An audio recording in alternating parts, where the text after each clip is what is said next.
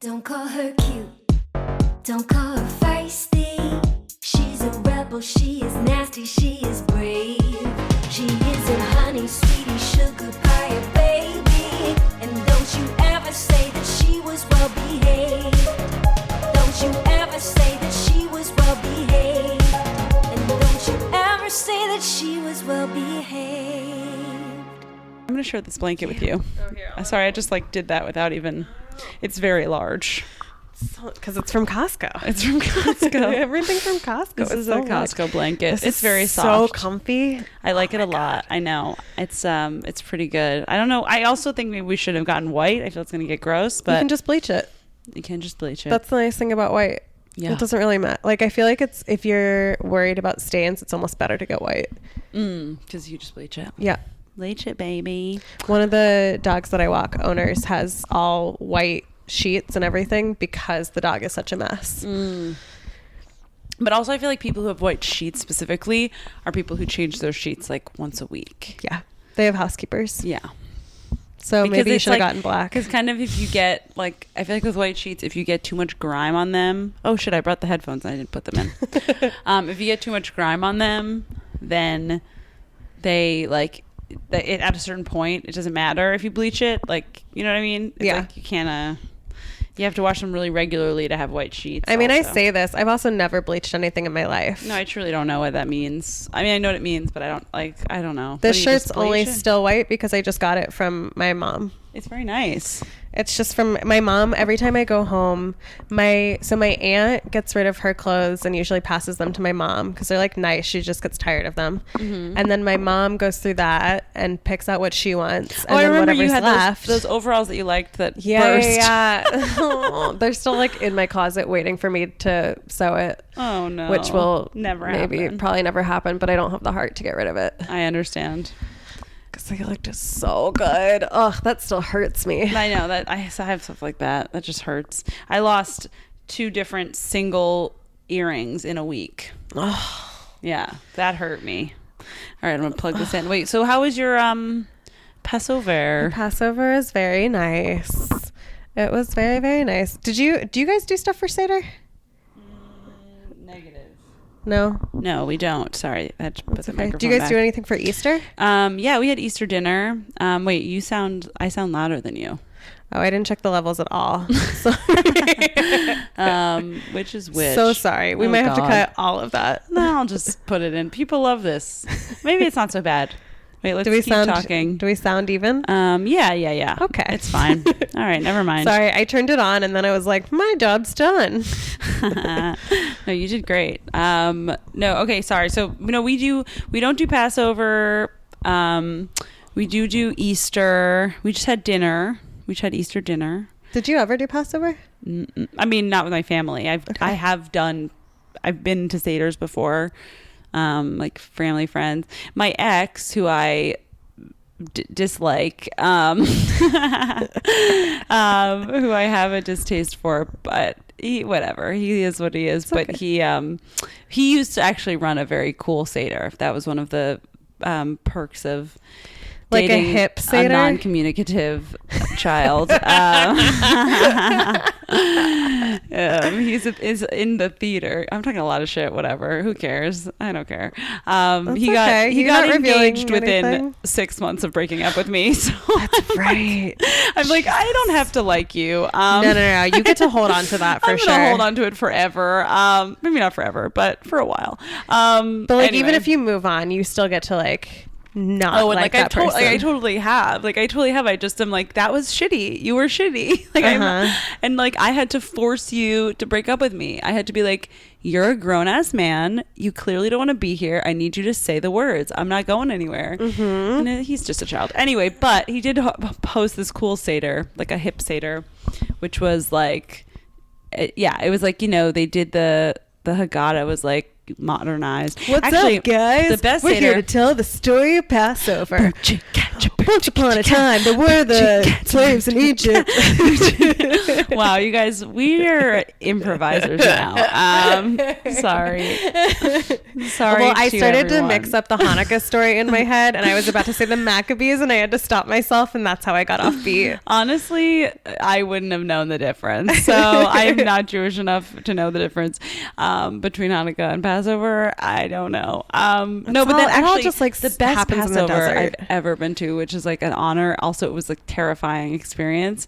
Was Guy Branum's Passover, which we went to last year, which we were invited to Was it this a year. quiz? The whole thing is a game. It's That all sounds it's amazing. amazing, but terrifying. The whole thing is like truly a challenge. It's like a lot of like, you have to be funny. It's like prompts where you like have to be funny and make jokes. It's very intense. And I was like honored to be there, but I was so scared. It's too And then the intimidating. worst part of the whole thing was at one point they went around the table and they were like, I forget what part it coincided with in a normal Haggadah, but there was like some part about when you first knew or something like that. And so all the gay people at When the you table, first knew. I don't know what it is. All the gay people at the table had to go around and say like when they first knew that they were gay or something like that.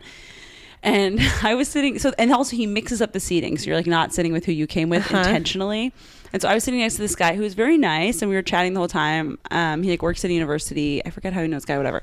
And then at some point, so he went through everyone, and I was like, "Wait, what about him?" He wasn't gay. He was not gay. He was a straight, and I was You unouted somebody. mortified. I was mortified. I was so embarrassed. But how was I supposed to know? Because his wife wasn't there. Okay, but he didn't have a coming out story. Or like he didn't have a when I knew when. I'm saying like I thought that they skipped him. I truly thought that they skipped him. It was like we got mixed up seating, so I didn't know. He had a wedding ring on, but I just assumed he was married to like any of the other gay guys I didn't know there. And I just didn't know. And he was just very nice and well put together. And he was a Guy Seder. Jesus Christ, how was I supposed to know? And I just was drunk and was like, hey, what about it? Like, it was so embarrassing. Oh my God, I was so embarrassed. Was he mad? No, I think he was like a little taken aback, and I think I was like, I think the worst part was like that I was mortified the whhole time. I was so embarrassed. funny. I felt so bad. But anyway, it was really fun. And like, it was scary though. I wish we could have gone this year because I think I put a lot of pressure on myself last year. Well, and now you know what to expect, Now I know what to more or expect. less. Like, Yeah, I'm but we sure were he has not in town. variations. Yeah. So maybe another time. But Well, anyway, that was a highlight. Our Seder is not that. But it's like our Seder is just a lot of like classic. It's classic Jew. Classic Jew. That's like, I mean, we had Seder at Louis' parents' house. And that's like But that. like not so religious Jew. You know what I mean? It's classic in that like my brother and I take bets on how far into the Seder before somebody starts talking about like Trump. Like that's what like will we even make it to the table before it turns who into comes? a full... It's just your So okay, there are two Seders. There's one that we have at somebody else's and one at ours. And so at ours it's like my parents obviously, and Shaki came this year, which That's is a nice little like change of energy. Yeah, usually he doesn't come. It was his first time in Kentucky. What? After all this time? Can I tell you something so funny? So when we drove to Kentucky and I realized I had forgotten Bamford's dog food. So the first thing we did was stop at a PetSmart, and we go into the PetSmart and like we bring Bamford in or whatever. And there's this like a mentally disabled woman who came over and was like, "Can I pet your dog?" And I was like, "Yeah, of course." So she pets her, and then she leaves or whatever, and it's like fine. She's like asking some questions, but like very like obviously mentally disabled. And then Shaki goes after she leaves. He goes, "Is that what the Kentucky accent is?" And I was like. I was like, no, Shaki, she was disabled. He wasn't joking? He was like half joking, but he really wasn't sure. And I was like, no. He was like, Shaggy. I was like, because he just like didn't know He's what. never really. Has he even been to the South? Well, he's been to Miami and New Orleans. Well, and he's been to Nashville. Okay, yeah. But he just also, we had been up like for like 24 hours because we went to work and then we drove through the night to Kentucky. God. So he was a little delirious. loopy, but I was like, no, she was mentally disabled. And he was like, oh, thank God. Well, because like the guy who was checking us out also was like, also maybe like wasn't like I don't, you know, not as obvious, but like to and like I get it, you're a cash, like that's you're a cashier at PetSmart. That sounds great. But so I think just both of those things, Shaggy was like, oh my God, Shaggy. I think he had a moment of like, what have I gotten myself into? But it was fine. So oh my God. It was my family, Shaggy.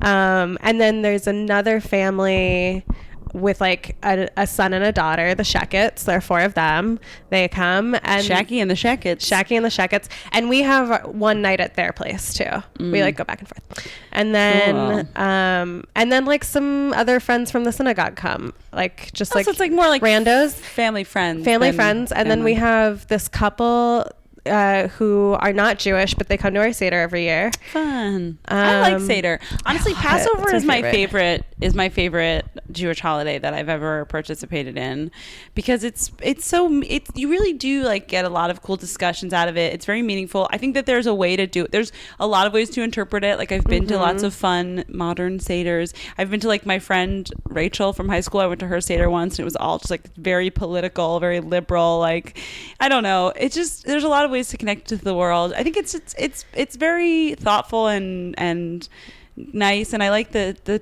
tradition of it. And me too.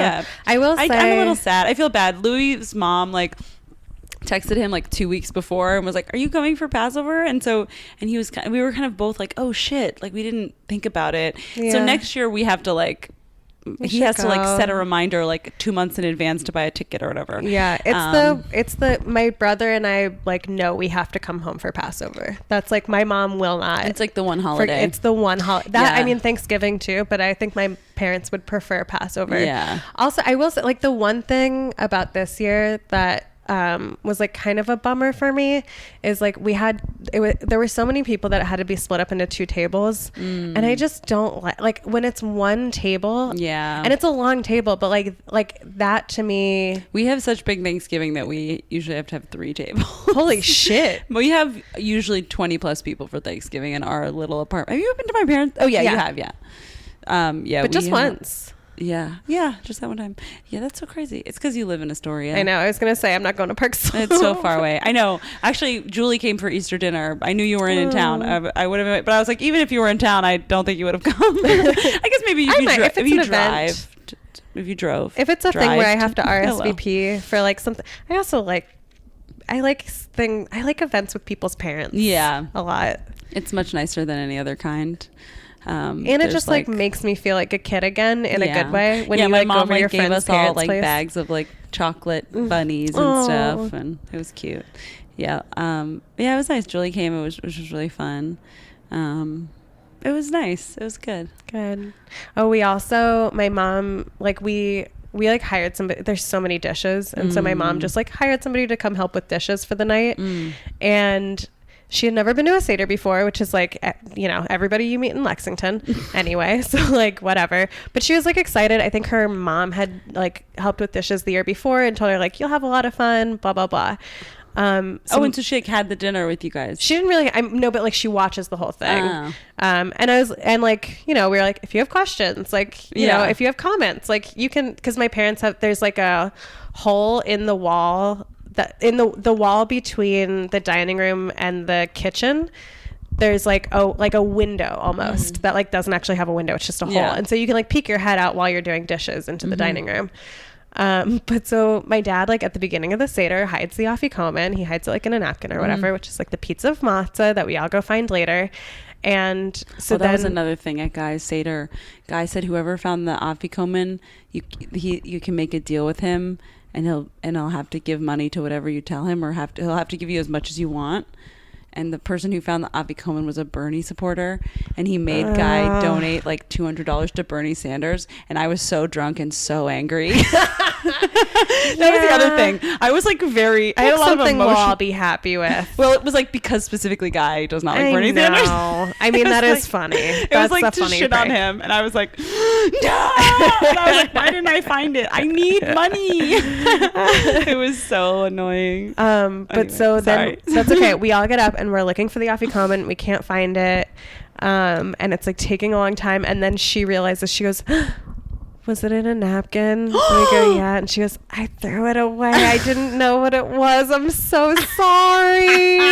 And she felt so bad. And we're like, so it's fun. fine. We're There's all no adults. children. Yeah. It's fine. Like, it's not a That's big so deal. funny. Which was better than the first night when, I guess like after the meal, one woman who was at the Seder, this is so funny. She's like my parents' age, slinked off at one point and just found the afikoman without anybody announcing that it was time. She just like wanted to find it. And so she just went off on her and all of a sudden came back and was like, I have the afikoman. Oh my God. That's really funny. Oh man. What a life. I'm glad you had a lovely time. Me too. I'm glad you guys drove safely through the night. We did. I enjoyed it. I know. I had most of this week off because the kids that I nanny were in Florida. Do you want to see a really cute picture of the kid that I nanny looking like a model on the beach? Okay. He's almost 2. Just know that this is This I is realize like you this is how looking you pictures feel when of I ask if you want to see a dogs. dog. I know. I realized that after I said it, but we're already almost there, and I'm going to show you anyway. Okay. It's a very cute outfit. Today when I was doing my research, I did, that is cute. He looks like Look at his little model face. He has like a button-up shirt with a cool pattern on it and like a wide-brimmed hat. He's like very fancy. yeah, he kind of looks like a Cuban mobster. A little bit. He's so cute. I love him. But yeah, they were at the beach, so I just chilled this I week. chilled. I did a one-nighter in New Hampshire. Nice. How was it? It was actually fun. It was really fun. Yeah, it's a cool show. You should do it. I'll tell you. Okay. Yeah, they book like I don't know. I just like featured for Louis, but it was fun. Yeah, it was actually pretty good. It was Great. Yeah. Great. You know, one-nighter. Amazing. Very exciting. Cool. Yeah. Yeah. Should you want to do let's this do it. thing? Oh wait, Let's who do goes this first? bitch. I go first. Okay, you go first. Right? Yeah, I go first. I believe you. I don't know. This is Well Behaved. Oh yeah, It's a podcast. about women in history who you probably don't know about yet. I'm Ariel Elias. I'm Molly Ruben-Long. And let's get the show on the road. Yeah, baby. Very late.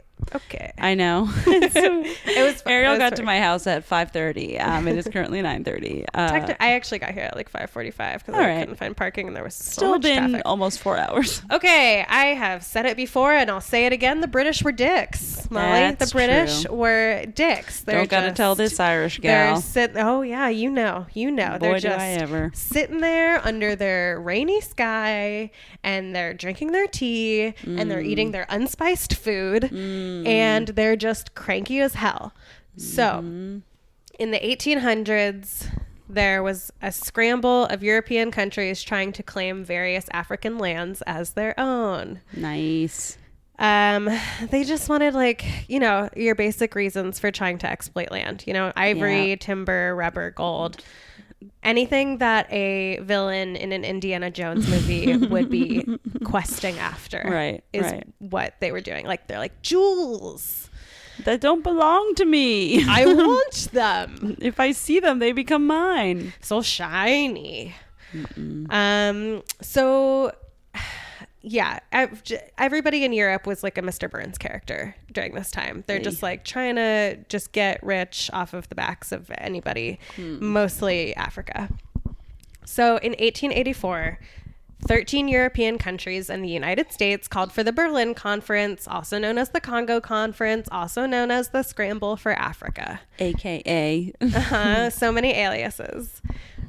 Because what was happening is all of these different European countries would try to come to Africa, different territories and colonize it. But they would then fight with each other over who got what. And it was they're just like, we're spending so much time fighting with each other over like land that's not ours, and it's really getting in the way of like fighting with native people over land that's not ours. Right. Basically. Right. So so it was just like this conference was like, France, you get this land like north of the desert, and we get this land east of the river, like that kind of shit. So Britain ends up getting Kenya in this conference, and they like immediately get to work colonizing. The Berlin Conference officially outlawed slavery, but they were, I mean, it was just like almost like a formality. It was just like, the way it seemed to me was like, it's the way that we look at jaywalking as illegal. You know what I mean? It's like please don't, but yeah, we're not really enforcing it. So the British got around this by confiscating land, burning down villages if people resisted, imposing heavy taxes, slinging their guns that made them feel better about their small pale dicks. And then they would have like the Kenyan people work these like very hard labor jobs and then like barely compensate them. So still paying them, but like not, so like capitalism, right? Basically. But just like very, very little money. So then on top of that, World War I broke out, and the British were drafting Kenyan men to fight for them in World War I against their will. Ugh. So since like Kenya was made up of various tribes with their own hierarchy, there it is, and rules. And so like the British would come in and they would just like pick basically a lackey, like one guy who they thought could like do what they wanted, and they would pay him, and they would be like, he's your leader now, like that's who you report to, and he reports to us. So here's our woman. Mekatilili Wa Menza was like not down with this. She was born around 1860, before like the British were fucking stuff up. So it was just like she lived like a very like traditional life before they showed up. She was a member of the Giriyama people. Sure. I believe. I haven't heard it pronounced, but I believe it's a soft G and not as a hard always. G. This is really just a jumping off point for you. So thank you. The audience. So, Google it more. It's always tough when it's not in English. It's really tough that I don't speak any other languages, so this is as good as we're gonna get. So she is a member of the Giriyama people, she said flawlessly without hesitation, who and they like mostly live on the coast. Like Kenya was made up of 9 different ethnic tribes. I think the Giriyama people are like part of a larger tribe, like they're a subgroup, but they're on the coast. Gotcha. That's what they do. Her family was relatively poor. They're like on the end of the lower end of the totem pole. And then when she was a kid, at some point, one of her brothers was kidnapped by Arab slave traders, and like he was never seen again. So Mekatilili Wa Menza is like starting off not the biggest fan of outsiders. Right. So she gets married, and then what is it? It's the Mekatilili means mother of Katilili. And so like I guess Wa Menza was her name, and then in this custom, when you have, I don't know if it's like a son or it can be a daughter, I would imagine like any kid, your first name becomes mother of the name of your child, and then the rest of your name. Interesting. So she has a son named Katilili, and she becomes Mekatilili. So yeah, she's just like leading this normal life, but then she starts seeing what's happening as the British takes over, because she's like seeing that they're not just taking over their land, they're also like taking away their culture and way of life. And Mekatilili was just like, no, hold on, like this is not okay. Like we don't have to let this happen. This is not inevitable. This is not normal. Wait, as they say. I forgot to offer you a cocktail, but I assume no, I'm driving. Because you're driving. Yes. Okay. I'm good. Thank you, though. See how responsible we are? So responsible. Okay. So what would Mekatilili do? She would drink some fucking palm wine. That's what she would do. Okay, so the Giriyama, they didn't like love the idea of women being involved in politics and just like speaking whenever she wants. You know, truly, it's not a matriarchy by any means. Okay, but in their custom, widows have certain they get more respect. Okay, and they have certain rights. Okay. So Mekatilili's husband dies, she becomes a widow.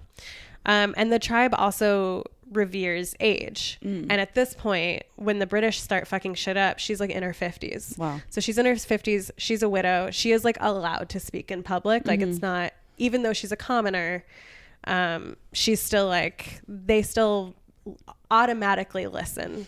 Right. And she takes advantage of that and starts complaining about the British to anybody who will listen to her. Her biggest issue was really like how the British were drafting men to. She put it as like Europeans taking you to fight other Europeans. Yeah. But like it was everything. So Mekatilili starts holding meetings in various villages up and down the coast. And the way she would do this was she would travel by foot. Mm-hmm. She would just walk there. Hold on. Excuse me. That's for colonization. So she would travel by foot. When she arrived at a new village, she would do this dance called Kifuru, which, again, sorry if that's not how you say it, but it was a dance that was, I tried to find video of it, and I don't know if what I was watching was that because none of it was in English, but it's like the way it was described was a very erratic dance. Okay. And it was traditionally just used for funeral ceremonies. So basically, like this woman just shows up, starts doing this insane frenzied dance, and everybody in the people are like, "What the fuck is that?" And they go and watch. Yeah. And so like she gets the whole tribe to congregate, like everybody in the village to congregate. Yeah. And then she's like, "Okay, now that I have your attention, this is what's up with the British. Like how, like we're not letting this happen." Oh, cool. And she would just like rail on and on about it, how like we have to resist. Yes. Like fuck these Europeans. And then she would end all of the meetings by having they would take a sacred oath to uphold, like not necessarily against the British, but they would take an oath to uphold their traditions and culture. Yeah. And then what would happen is she would go on to the next village, and a lot of the women would follow her. Like from one village, she just like amassed these followers because they were like, yeah, let's help you spread the message of like, we're going to resist the British. Cool. And the men would follow the women. Oh. There was this one story of how they like to look at their butts. Just kidding. Baby. There was this one story of how they said like Mekatilili would gather firewood. Like I guess that was like the women's job, is like you gather the firewood and you go out, you gather it, you bring it home, and I guess it's like a long walk. And she would come upon a man and she would be like, carry my firewood. And men were so like they were afraid of her, and they like revered her or whatever, and so they would carry the firewood on their heads. Cool. And then the two of them would keep walking until they came upon another man, and she would say like, pass the firewood to the other guy, you can go home, you're dismissed. And then the next guy would like carry until she would just have people carry her firewood for her all the way home. Awesome. And she became known as you're gonna love this, she became known as the woman who sat on men. Yes. Beautiful. Mm-hmm. What a title. The woman in the interview, it's like this old African woman who's explaining this story. That's what I was called when I was single, but like not in as much of a positive way. She's like she tells the story about the firewood, and she goes, and that's how she became known as the woman who sat on men. And I was like, maybe that's not why though. There's another way. Different kind of wood, you know what I mean?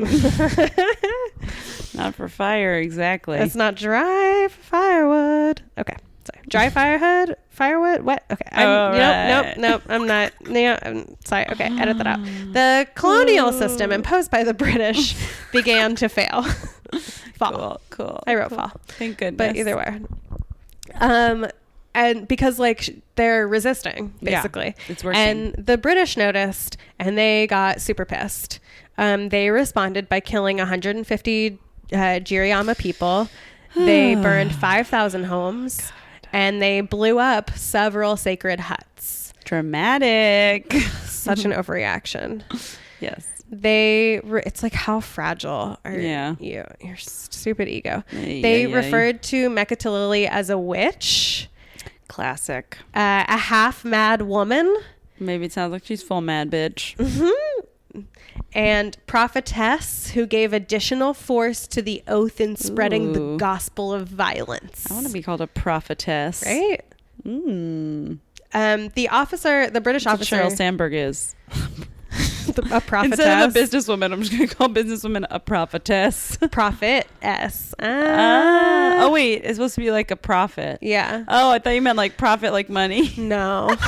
Like religious. Which to me is like, why would you give her, like, why would you describe her as a prophetess? Like, that kind of just makes her more. That makes way more sense. Mystical. But also, never mind. Okay, here we are.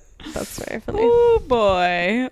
So the British officer who was in charge was named Arthur Champion, and according to legend, Mekatilili like met up with him at some point, and she brought with her a mother hen and some chicks, and she told him like, try to touch a baby chick, just see what happens, as sort of like a metaphor for if you touch us. And so he goes to like touch a chick, and the mother hen just like attacks him and like pecks at him to be like, that's what we'll do. And then Arthur Champion took out a gun and shot the hen. Oh God. To be like, that's what will happen. Oh no. So that's according to legend. Sounds like a good one. Legend. Also according to legend, she one time slapped him in the face to prove her her loyalty to the resistance. Wow. Which is hilarious. So surprised he didn't shoot her. Yeah. Like the hen. Well, I thought about that too. I think if he had shot her though, like all hell would have broken loose. Yeah, they knew. Like you just also like that. Don't kill the martyr. Yeah. Yeah, exactly. Don't create a martyr. Yeah. So eventually Mekatilili is arrested along with a medicine man who had been helping her organize.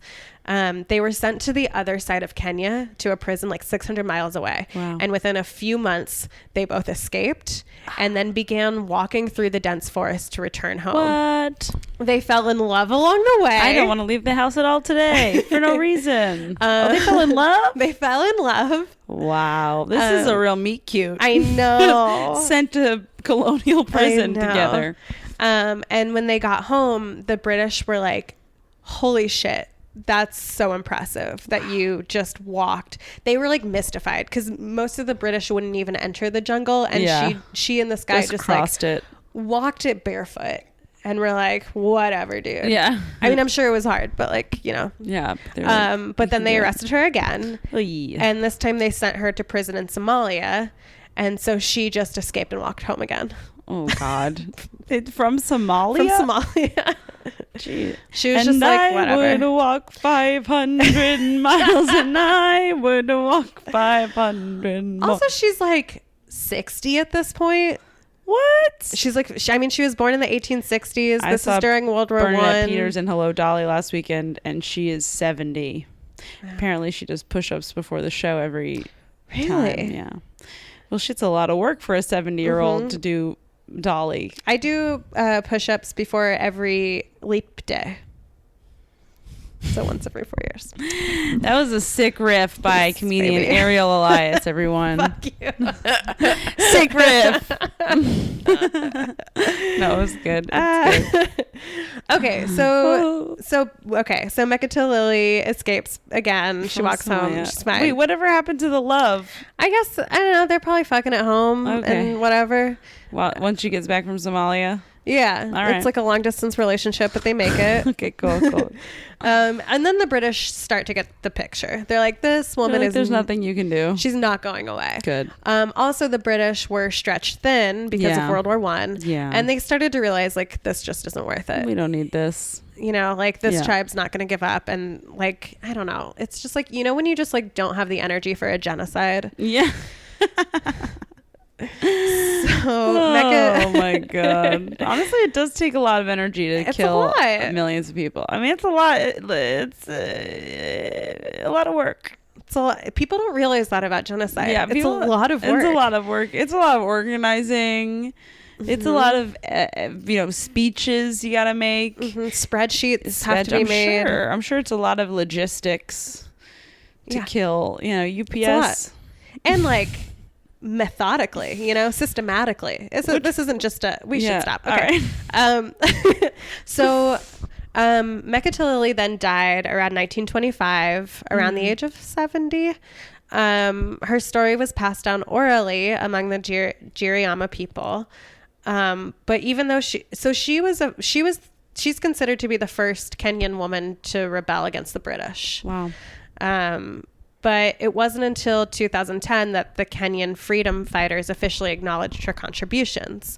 But to do it, they unveiled this badass statue of her. It's like very cool.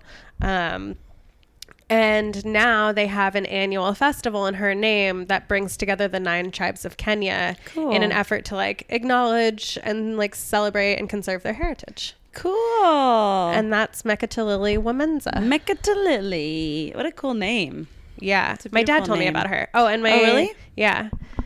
My sources were The Star by Alphonse Gary, Rejected Princesses by Jason Parath, softkenya.com.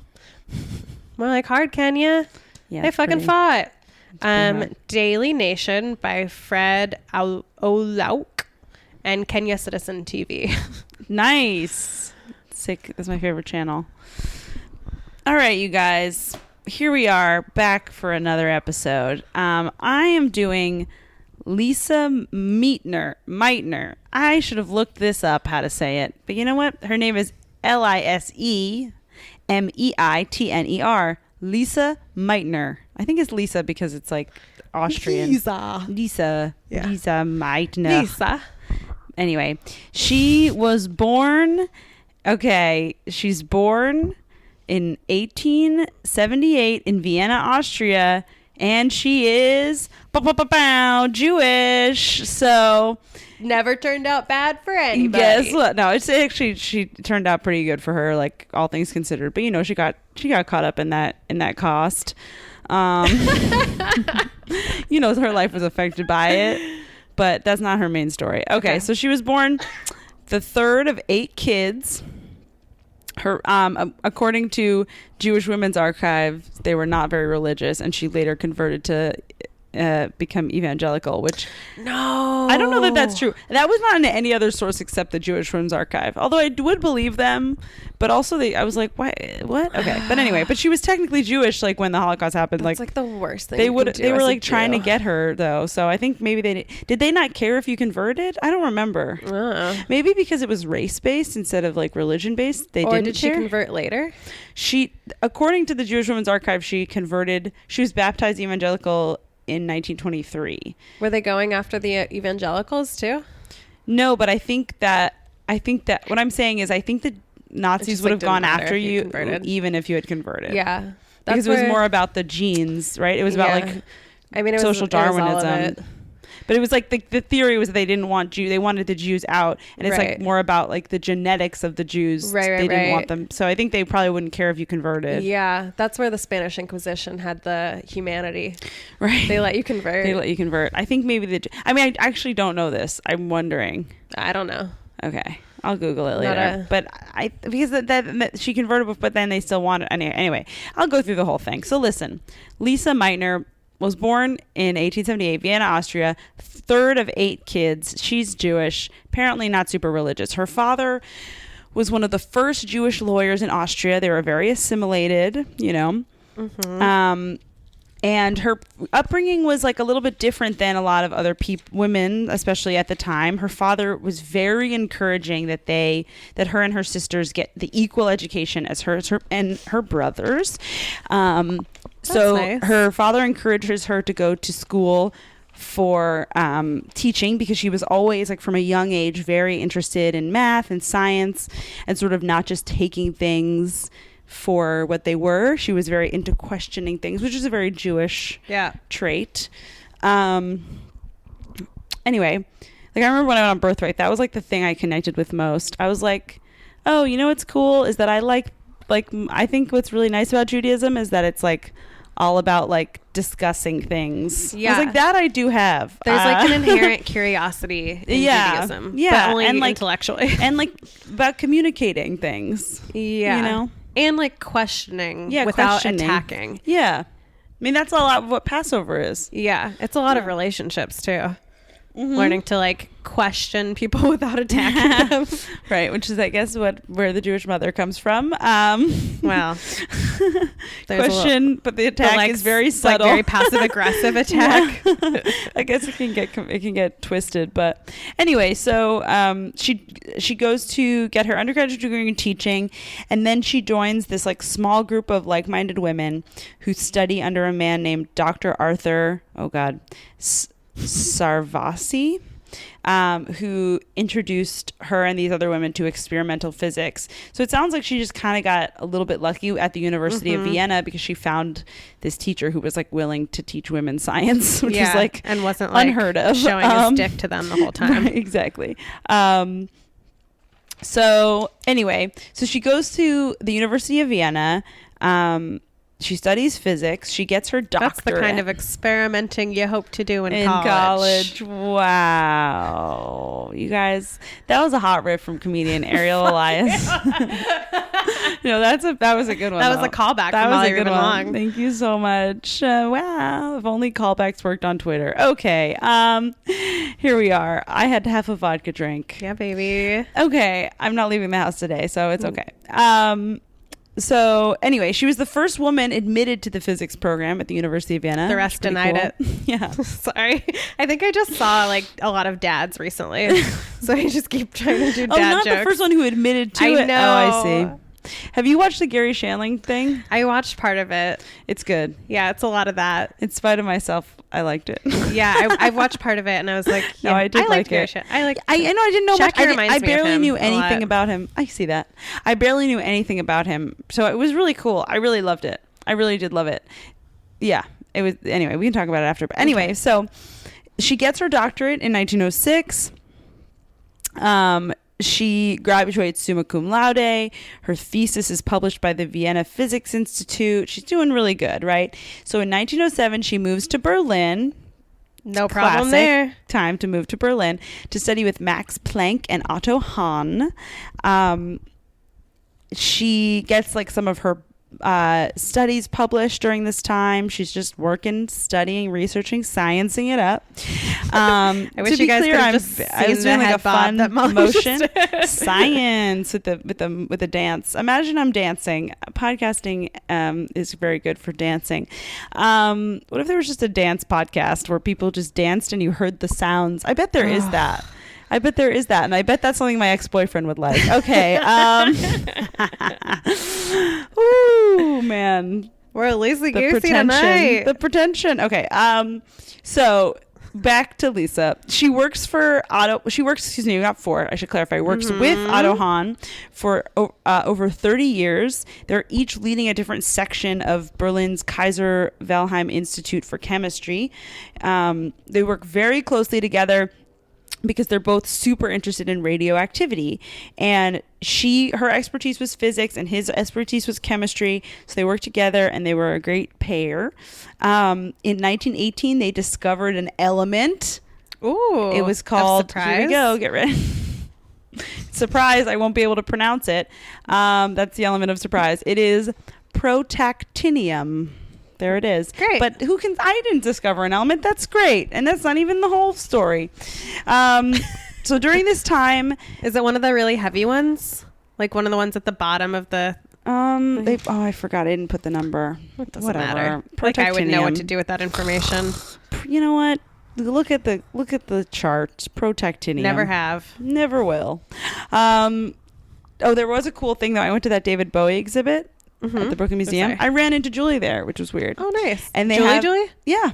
At the end, they have this piece of art that someone made, I guess, as a tribute to Bowie. That's like the periodic elements of Bowie. Sort of weird, but basically it's just color coordinates like people who influenced him by category, and then also people who he has influenced. It's very cool. Okay. It also looks like something that like a very basic dude would have hung up in their college dorm. Yeah. But Yeah, it is cool to look at.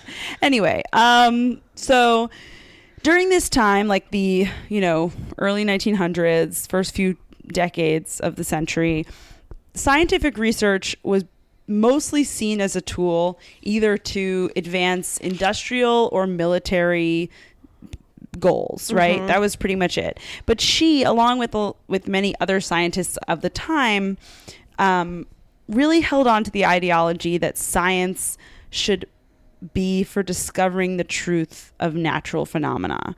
So but it's like science for science's sake, like I remember like going to theater school. There's all these people like, should art just be art, or should it have like a political or social like point of view or whatever? And yeah, it was interesting to me that like people in the sciences also kind of have this, where it's like, oh, should we just discover things like just to know what they are, or do we have to explicitly have like, especially a military or industrial goal? I mean, obviously, I guess a medical goal is much more like a little more noble, exactly. Bit more of like noble gas. Exactly. But I guess that's easier with like biology. Like when you're studying physics and chemistry, I mean physics especially, it's like, that's really the kind of science that's not necessarily going to be, maybe I'm talking out of my ass here. But it's like your heady science. Right. It's not so much how to fix your heady science. How did we get here? Why? Like, how did this happen? Right. Yeah. So anyways, that's interesting. That's her point of view.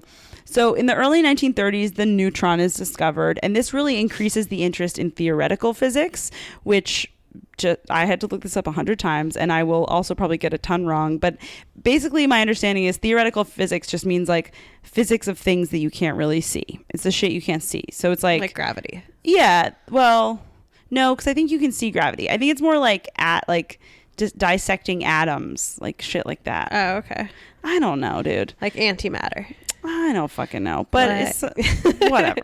Did I ever tell you I read this was like, I guess right after college, I read Einstein's biography, and it's like a 900 page whatever. It took me a year because there was so much physics in it that I would like, and I had to give up on understanding what I was reading, but sometimes I would and they it really tried to sort of like dumb it down a little bit, but there were parts where I would read like a whole page that I didn't understand, and then I would see a more complex way of putting that, or like a more scientific way of explaining that, and I was like, why would you do that part second? Like, no, I don't understand any. It took me so long to read. I don't know why you did that.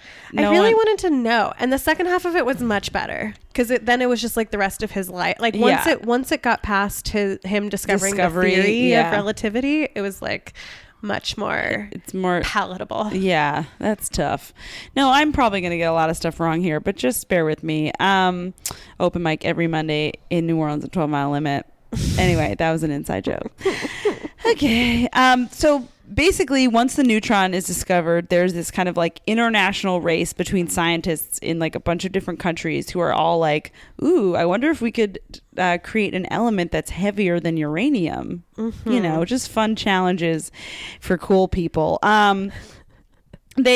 They all kind of like just thought that they were doing this science, as I said, for science's sake and also to win the Nobel Prize. But none of them really considered that this science could lead to the most destructive weapon in the world, which it does. Anyway, so in 1933, Hitler comes to power, blah, blah, blah, yada, yada, yada. Lisa is allowed to stay in Austria or rather in Germany because of her Austrian citizenship, but other prominent Jewish scientists, including her nephew, who she becomes very close with later in life, are forced to resign, and most of them flee because most of them kind of see the writing on the wall. The writing on the wall there. She buries herself in her work and does not really do anything about it. I get that. Just ignore the problem and maybe it'll go away. Right. Oh, this was a detail I forgot to add. In 1923, like before Hitler came to power, she discovered something which ended up being named after somebody else who discovered it 2 years later. This guy. Okay, it's something called the Auger Effect. I'm just going to read you what Wikipedia calls that, and if you can understand it, good for you. If you can't, it doesn't matter. The Auger Effect is a physical phenomenon in which the filling of an inner shell vacancy of an atom is accompanied by the emission of an electron from the same atom. You know what? Who cares? So she discovered something, but then this is a little tricky because I saw a professional article, basically the abstract of this paper by someone named Olivier Hardoon Dapper, or I don't know. He was like, yeah, a lot of people, like, I guess there's scientific debate about whether or not she should get credit for this, and it's a little less clear than the thing she definitely should get credit for that she didn't later in her life, which I will get to. But basically there's like whatever. But basically she discovered it first. I think it's like, why do you have to defend it? It's named after someone else, even though she found it first. Okay. Anyway, so 1933, Hitler comes to power. She buries herself in her work. In 1938, Austria is annexed by Germany. And so she is forced to flee at that point. She cuts it very close. She is smuggled to Holland by a Dutch physicist. That was nice of him. Yes, very nice of him. She doesn't take any possessions with her except for 10 marks. And this diamond... She was able to smuggle in 10 guys named Mark? 10 marks. Because she only fucks marks. No, $10 dollars, and a diamond ring that Otto Hahn gave her to use as a bribe if necessary. She never has to use it, luckily, but she came super close to getting caught. A scientist who is a Nazi supporter had ratted her out to the authorities that she was fleeing. So it was like really in the nick of time. She goes. Those are the. I almost think that those people are worse than the Nazis themselves. Well, he was a Nazi. He was just, right? How do you identify? A Nazi is a political party, right? Right. But like the neighbors who killed, weren't in uniform. You know what I mean? Like the ones who were like just like ratting for an extra bread ration or whatever. You are the worst kind of person. Yeah. Because you're not following orders. You're like taking going out of agency. Your way. Yeah. To end somebody else's life. Yeah. No, it was pretty well. Luckily, this guy just didn't remember get her. that for the next few years. Yeah. I will lose respect for you. No, she talks about like later in her life, like after the war, she always like deeply regrets not doing anything, like not leaving and not doing anything during those like 5 years when she was still living under Hitler. And she also like is very bitter towards the scientists who stayed in Germany and helped. Ooh, I just did one. Hey, for the Nazis. Little one for the Nazis, who helped the Germans in any way. So she feels the same way about like people who kind of were just. It's very complicated because it's like. But they're complicit. They are complicit. Yeah, they are. Anyway, so she goes to Holland, but her job there falls through. So she goes to Sweden, where she works at an institute named after a man whose name I'm about to butcher. His name was Man Siegbahn in Stockholm, his institute. She does not have the best time there. The job kind of sucks, mostly because Siegbahn is prejudiced against women in science. So I don't know why he even hires them, but apparently he does. But then he just like is mad about it. So that was not the ideal job for her. In November of 1938, Han, that guy Otto Hahn from The nice one who gave her the ring. Yeah, who she was working with in Germany, who turns out to be, spoiler, not so nice in the end. I know. The two of them meet secretly in Copenhagen to plan a new round of experiments, and then they exchange letters after that. And basically, these experiments that they planned, Han conducts them in his lab in Berlin, using what used to be Lisa's equipment, and he basically through these experiments that he does, that they have been communicating about, he discovers something called nuclear fission, which is heard of that. Basically what leads to the nuclear bomb. Okay. So nuclear fission, again, I'm just going to give a little description, and if you know what, if you don't get it, you don't get it. I don't get it. So it's a nuclear reaction where the nucleus of an atom splits into smaller parts. Okay. That's basically what it is, but God knows. So he publishes his findings for this. Is it like splitting the atom? Is it related to that? I don't know. Okay, sorry. But it sounds like it. I don't know. In January 1939. Email us at wellbehavedpod@gmail.com if you know the answers. I don't care. I mean, I'm curious. If somebody can explain that to me in a way that I can terms, understand, I would be like, I read curious. So many things about it, and I truly because I know there's like a certain point with that stuff where your brain just like can't wrap around it. I think I would need someone to tell me about it in words. I don't know that anyone could. Mean. Well, so film yourself explaining it. And there's also like YouTube videos about it. I just was like, at a certain point, I was like, I'm not trying to learn physics right now. Sure. I don't know. This is a history podcast, not a physics podcast. Basically, he discovers some shit. Sorry to interrupt you again. No, that's fine. When you just said that, there's a like sort of like an infamous time in Top Chef. Fabio in like season something goes, he's talking, there's one girl who always makes scallops and he's in an interview going, in one of the like talking heads, he goes, it's Top Chef, not Top Scallop. And it's like like Shaki and I say that to each other all the time. And so when you said it's a history podcast, not a physics, I was like, it's top history, not top physics. Wow. It's Top Chef, not Top Scallop. That was a hot riff from I'm just letting you into my life. No, it's good. Honestly, I want to be part of your and Jackie's relationship. It seems very nice. Get in here. It's very comfy in there. All right. Guys. It's like this blanket. It is like this blanket. This blanket from Costco. Shout out to Costco. This blanket was like $12.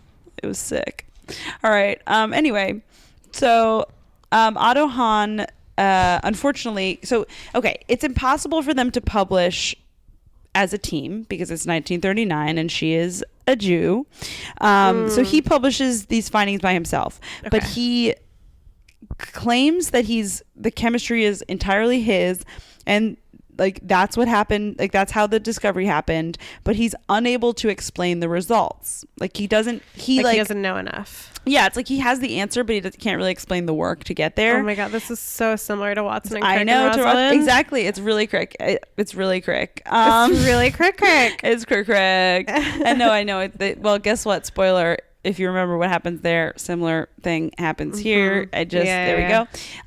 So in February 1939, Lise Meitner publishes the physical explanation for Otto Hahn's observations, and she and her nephew Otto Frisch was his name, they named the process. I know, they both were named Otto, which is kind of weird.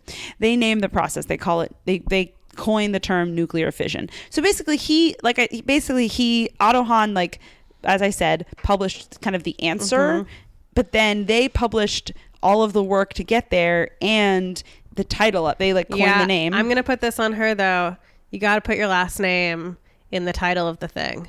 You want credit for the thing, the Auger Effect. Fucking Auger knew to put his last name on it. You gotta call it. Apparently they called it nuclear fission because there's like something in biology where like, I mean, basically fission and fusion is like, fusion is when something comes together and fission is when something breaks apart. Then you gotta call it the Meitner fission. Nah, that sounds sick. That's the name of, that's my drag name. Minor Fission. No one will get it or like it. Anyway, so basically, yeah. So she whatever. So this discovery of nuclear fission happens. Both of those are published within a couple months of each other.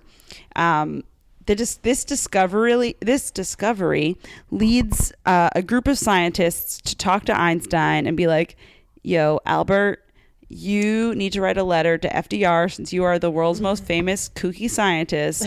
You got to write a letter to FDR and warn him that this shit is about to blow up, literally.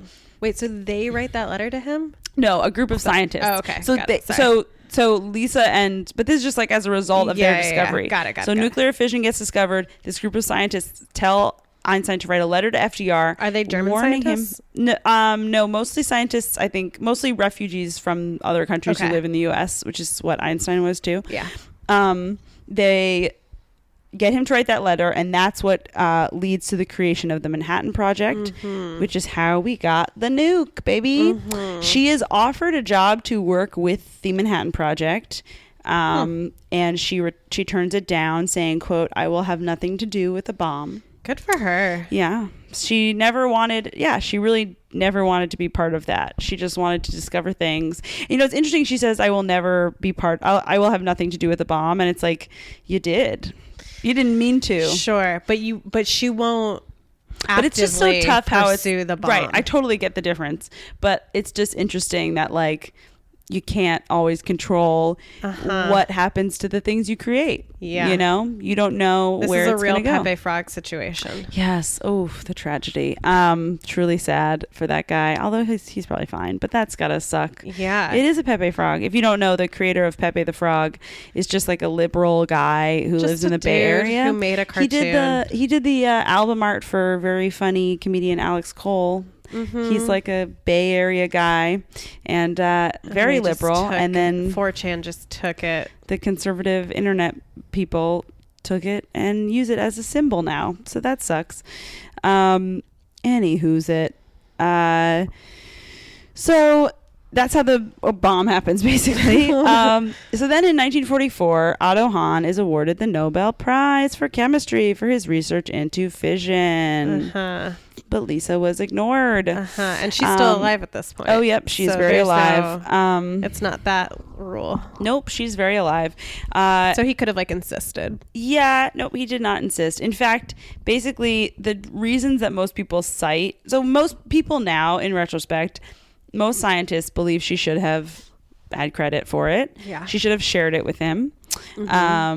There's two components that might have gone into the fact that she did not get any credit, which one is that Otto Hahn really downplayed her role once she left Germany and like insisted that everything was his. And that guy who was prejudiced against women who she worked for, Siegban, was on the nominating committee at the time.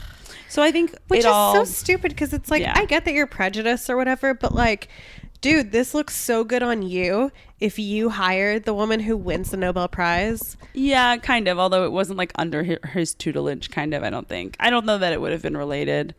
I think it didn't.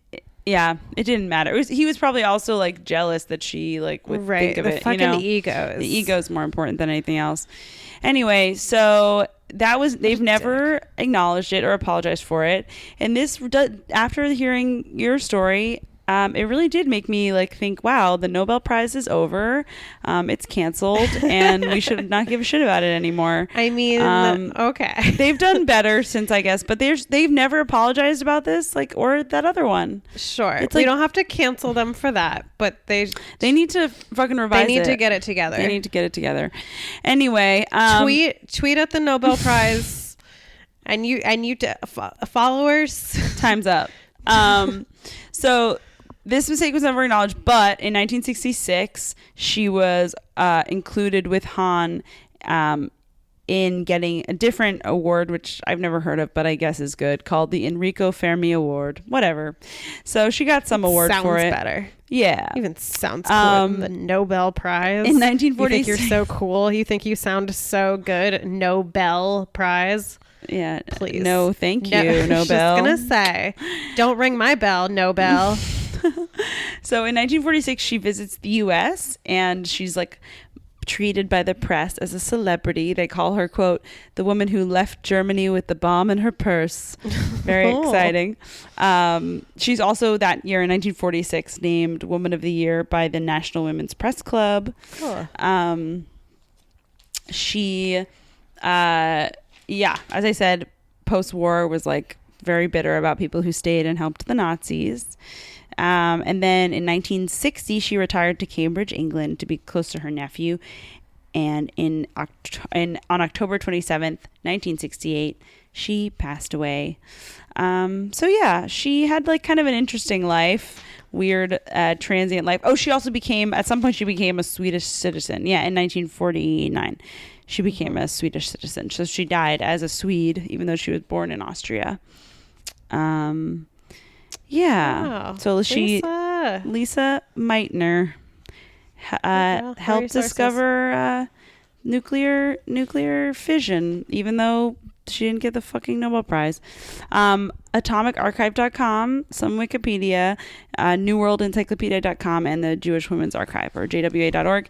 And it also reminded me, which sort of could be a Wonder Woman, but isn't exactly, did you see that article this week from NBC entitled "Not Smart Enough? Men Overestimate Intelligence in Science Class"? I didn't see that. I just saw the headline. Yeah, I mean, it's pretty much what it is. They did studies. They did studies in great. STEM classes where, here, I'll just quote this part. It says, the average grade in the class was a 3.3. But when they asked students to ask if they were smarter than their classmates, the average male student thinks he is smarter than 66% of the class, while the average female student thinks she is smarter than 54% of the class. Then they did another thing where the students would work in groups and as partners, and when asked to rate themselves compared to their closest workmate, the men thought they would be smarter than 61% of their colleagues. Women put the number closer to 33%. And then it just goes into detail about how women who work in STEM just face like absurd, like ridiculous prejudice, like just terrible harassment. They kind of point to the fact that like a lot of the men in sciences are not the men who unlike men in the humanities, they have less social IQ, so it makes it even worse because like they will be outwardly shitty to women because they're like also bad at being good to people at all. And it's like very easy. I mean, this is kind of me speculating, but misogyny is just like a very easy tool to hang on to if you are socially inept. Sure. You know, it just like is an easy system to fall into, probably. Or it's certainly a harder thing to filter out. Right. And it's like harder to like empathize. So if you don't experience it, you're not going to get it. So anyway, just to talk about women in STEM, I get that it's very hard. I was always bad at it, but I wasn't actually. That's not true. I was really good at math, and I was pretty good in some sciences. I was horrible in physics. I liked chemistry, but that was kind of like math. I liked math more than science. You know, I always thought that I was really bad at math and science, and I think that became like a self-fulfilling prophecy. Yeah. But I also realized that my freshman year of high school, I had, for the first time in my life, probably like a really good science teacher who was like very good at explaining things in different ways and like took a lot of time. Yeah. And I really enjoyed biology. Well, something that this article also says, which is like so interesting, is that apparently it's like they do studies that say that women won't claim that they understand something until they understand it very deeply, whereas men will say that they understand something even if they don't, even if it's on a superficial. Even if it's on superficial, they're like, oh yeah, I get it, and they just think that they get it, which also makes women feel intimidated, right? Because they're like, oh, I don't get it, but women feel like they need to understand something, which makes so much sense. Also, like emotionally in the way that women behave, it's like women women want a deep understanding of something before they move forward, which is like, isn't that a more ideal situation? I don't know. Yeah, to understand various issues. Obviously, we're generalizing, but that's like, anyway, that's what the article was talking about. So yeah, it's it's a tough world out there, but that's keep going, baby. Keep going. If you have any interest in science, you're probably better than most dudes. You just don't think Truly. you are. So that's I wish I had that's the somebody lesson say I've that to learned. me. Yeah. I used to think I was genuinely stupid because I would That's so get bad crazy. grades. Now it truly is. You would get bad grades? I got really bad grades in middle school. Oh. I almost really didn't good at pass What? a couple of grades. Why do you think? I think like a variety of reasons. I think I was like bullied a lot, and so it made me like hate everything. Yeah. And I hated school. Yeah. And I had very few friends, and it was just like a bad time. But also, I think part of it was so I was in Spanish immersion program. And so half of my day was in Spanish and half of it was in English. I found it really easy to daydream in Spanish, like during Spanish class. And since I didn't want to be there, I would like drift off in my head somewhere else. And then I think also my teachers were all like from Central America. And I think their teaching style is it's just a cultural thing. Yeah. But it's so vastly different and it's very punishment based. And I do not do well with punishment. I do very well with encourage. I mean, I think a lot of kids do. Yeah. But there were some kids who like really thrive in that. Yeah. Yeah. There's some people who like that. do very well with fear. Yeah. I don't know what I think I was don't also know. really disorganized. I was just I liked school. I mean, lately I've been thinking about how like, I was always like, I just liked school. I was good at it. It was like, I didn't even realize at the time how like the systems that were set into place were like really good for me. Like I just need systems. Like without them, I feel like I floundered, you know? And yeah, it's just like, I don't know. I was like, man, it'd be funny to have a movie, you know, like how most movies are from the point of view of like a nerd who goes back and the like the popular people from high school are like sad and pregnant. It's like, it would be funny to have a movie from like that the girl who was popular in high school, like how her life is shitty now. Oh yeah. So like sort of like an anti-hero. Yeah. Kind of thing. And the nerd's like really good. Well, I have a Wonder Woman of sorts. Oh, good. Do it. And if this is your first time listening, our Wonder Woman segment is when we try to highlight women who are making history now. Yeah. So that we don't make the same mistake. But it's basically, I mean, it's a collection of women, mostly women. It's like the teachers in Kentucky, the public school teachers. So right now, I know there's like a lot of attention. There's a lot of attention on Oklahoma. They're saying Arizona is going to be next as far as teachers who are going on strike. But while I was home, like that's what's nice about like, you know, like I would read the local paper in the morning and I like knew what was going on in my hometown. And it was really nice. That's nice. But, the Kentucky state legislature basically like secretly rushed through a bill that fucked up a lot of pensions for teachers. And they had like been discussing this back and forth for a while. But this was like snuck in secret. And so the teachers basically, I guess it was like a third of them the last Friday called out sick. So that they had to shut down schools across the state. And then teachers, most of them had spring break this week. And so they like, basically teachers just spent the week in Frankfurt in the Capitol, at the Capitol building, like protesting. And so we'll see what happens this week. 'Cause last week was spring break. So obviously like they weren't going on strike. Yeah. But we'll see what happens this week. And obviously there are male teachers, but I did look it up and 80% of the public school teachers are female in Kentucky. Wow. And I think that's like part of why it's so easy to cut education is because it's a predominantly female job. And it's not, I feel like, I don't know if we've really talked about this before, but like, you know, I think like there's this concept that like women do like part of the reason for the wage gap isn't just that women get paid less for the same job. It's also that women tend to take jobs that pay less, right? Like caretaker, like that kind of stuff pays less. But I don't think it's that it pays less because it's less important. It Right. pays less because we just value it less because women tend to be good at Which these is also kind so of wild things. with teaching because people don't value it less. They just like not. I mean, you know what I mean? Like if you ask somebody about a nanny or a caretaker, they kind of are like, yeah, that's a job or what. And I don't think it should be like that, Right. but people kind of brush it aside. But if they're, I mean, anyone you talk to should agree that a teacher is one of the most valuable positions in our society. You know, it's like, who doesn't agree on that? A lot of people like don't value education in the way that they don't.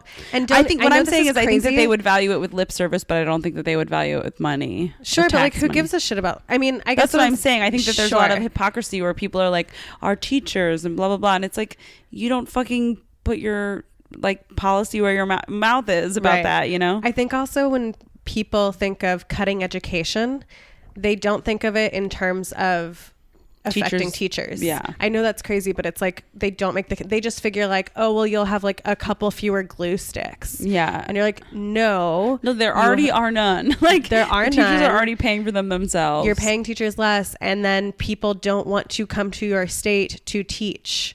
Right. They will leave. Everybody will leave. Yeah. And you will be left with nobody and nothing. Yeah, you'll be left with bad teachers. Bad teachers. Yeah. So, I mean, which kind of like, I mean, like, I don't know how much I want to get into this, but like, get paid for your work. Yeah. Like, if it's so easy for people to not pay us. Yeah. Get paid for your, like, know your value. Yeah. Know your worth and demand that. Yeah. Yeah. So, Wow. This was a comedy podcast. If you couldn't tell. But no, I'm happy we're back. Me Thank you guys too. for listening. This is a long so one, much but for we haven't seen listening. each other in a while, so there a lot it of is. catching up to do. And keep making history.